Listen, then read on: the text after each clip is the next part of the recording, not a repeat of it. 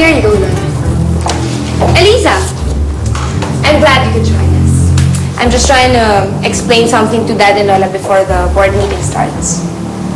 Anong ginagawa mo dito? Have a seat, Elisa. Please sit down, both of you. Lola, ano ibig sabihin nito? Bakit ang gusto niyang babae niyan? Don't worry. I am as unhappy as you are. Nung nalaman ko nandito si Sofia nagtatrabaho sa atin, agad ko siyang sinisante. Pero may binitiwang salita ang iyong papa. Kapag aalis daw si Sofia, aalis din siya. We all know very well that the company cannot afford another restructuring. As it is, ang hirap na kumuha ng mga investors. Ang perception nila, very unstable company. Lagi daw nagbabago ang mga nasa taas. So, my hands are tied. We like it or not, we're stuck with Sofia.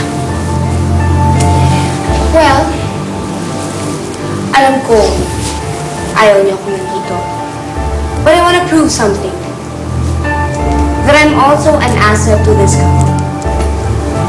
So I want to propose to you a brand new product.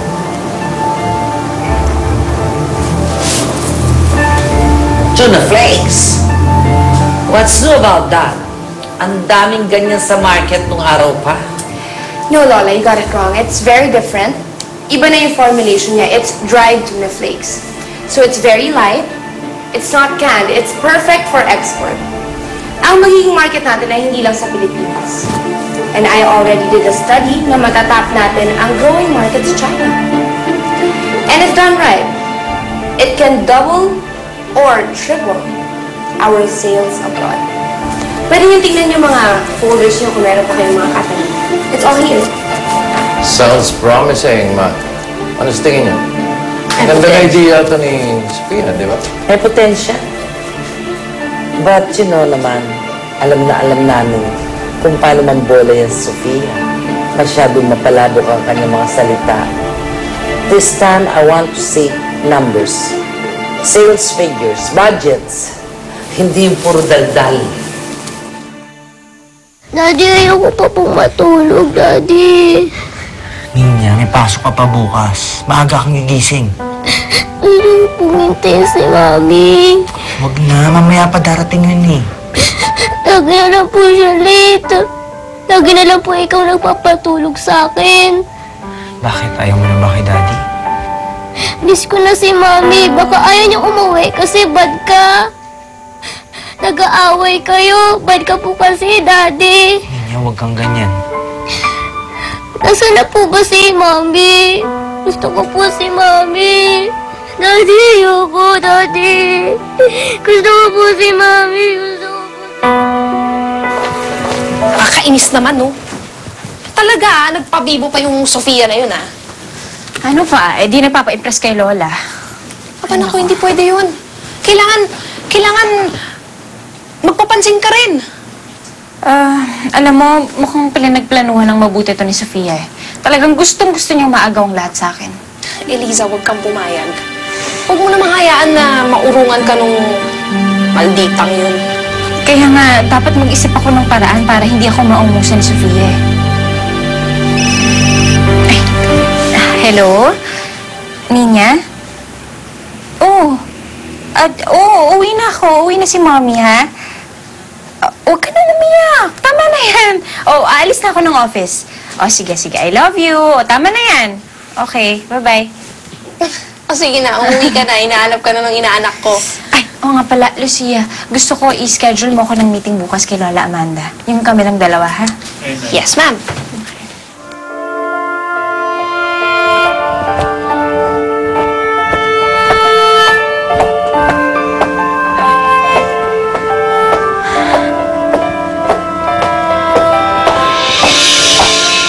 Niya? Pinatulog ka na?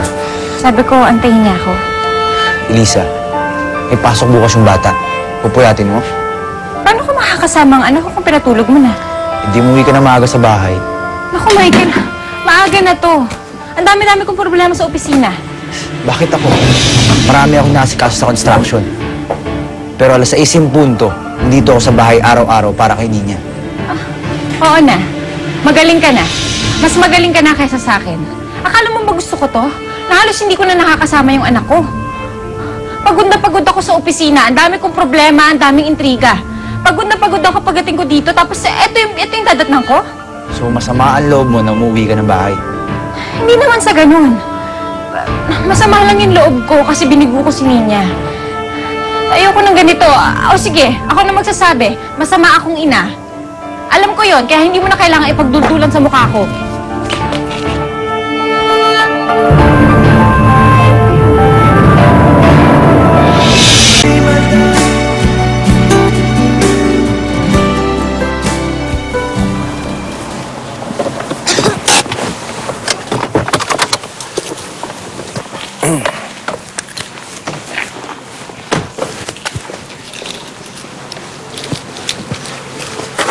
Mukhang napaaga dating natin, ha? Iniiwasan mo na naman si Eliza, no? Iwas away lang ako, Manny Jun.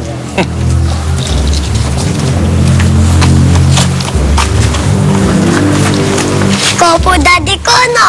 Ha? Ikaw na ang bagong biktima niyang batang yan. Di ba ba ikaw po ang daddy ko? What do you want to meet about, Elisa? Tungkol ba ito kay Sofia? Hindi naman po, Lola. Okay na po sa akin yung maging desisyon nyo. Alam ko po, Lola, hands-on kayo dito sa kumpanya. Makikiusap lang po sana ako sa inyo na dagdagan niyo yung responsibility ko dito sa kumpanya para naman maipakita ko sa lahat ng tao kung ano yung mga kaya kong gawin. Ayaw mo matalbugan ni Sofia. Hindi naman po sa ganun, Lola. No, I like it. Competition is always good. At dahil kampi ako sa'yo, of course, papaboran kita. Lahat ng kahilingan mo tutuparin ko. And they will do something that is to your advantage. Naku, ikaw, bata ka, lahat ng lalaki tinatawag mong daddy mo. Ikaw po, hindi po kita tinatawag pong daddy kasi po hindi ka po gwapo katulad ko. May ganon? Ito kasi gwapo kaya daddy mo. Opo, di ba, daddy? Nalintikan na tayo. Georgie! Georgie! Nako! Kinukulit na naman ba kayo ng anak ko? Okay lang. Ikaw talaga. Pasensya na, ha? Halika na, alis na tayo. Maliliit na tayo. Sige, mauna na kami. Yeah. Mukhang may iba akong napipick up sa inyo ng babae niyan, ha? Manny Jun, di ba siya yung babaeng tinulungan ko tapos na-hold up, dinala ko sa ospital. Michael, baka hindi mo alam, may asawa ka na. Wala naman ho akong ginagawang masama. Paminsan-minsan, pumupot-pot ka. Kasi baka kung ano maisip mo, ha? Ay, naku, Manny Jun, dyan na kayo, magkatrabaho na ho ako.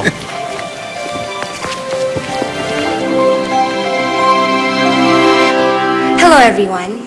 Siguro nagtataka kayo kung bakit ko kayo pinatawag. I personally handpicked everyone to be a part of my dream team.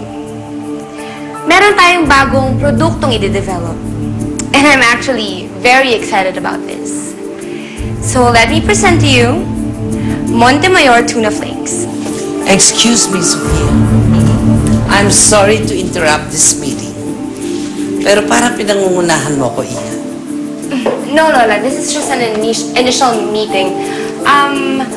Pag na-finalize ko ng lahat, i-present na namin sa inyo.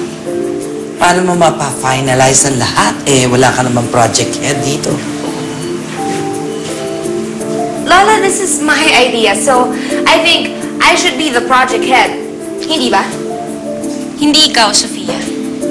Ako. What? Si Elisa ang mamumuno ng project ng Tuna Flakes product. Hindi ikaw, Sofia.